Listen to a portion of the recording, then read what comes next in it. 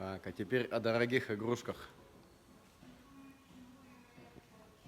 2 дня я ее мою. Сначала отверткой ковырял тут все.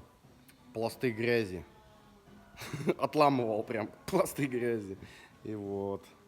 Моем так вот с химкой, стараемся. Смотрите, как чисто.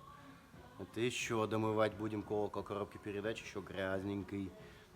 Балка немножко не отмылась, заебался уже. Вот за что вы платите деньги, друзья. До мойки тут можно было атомную картошку сажать.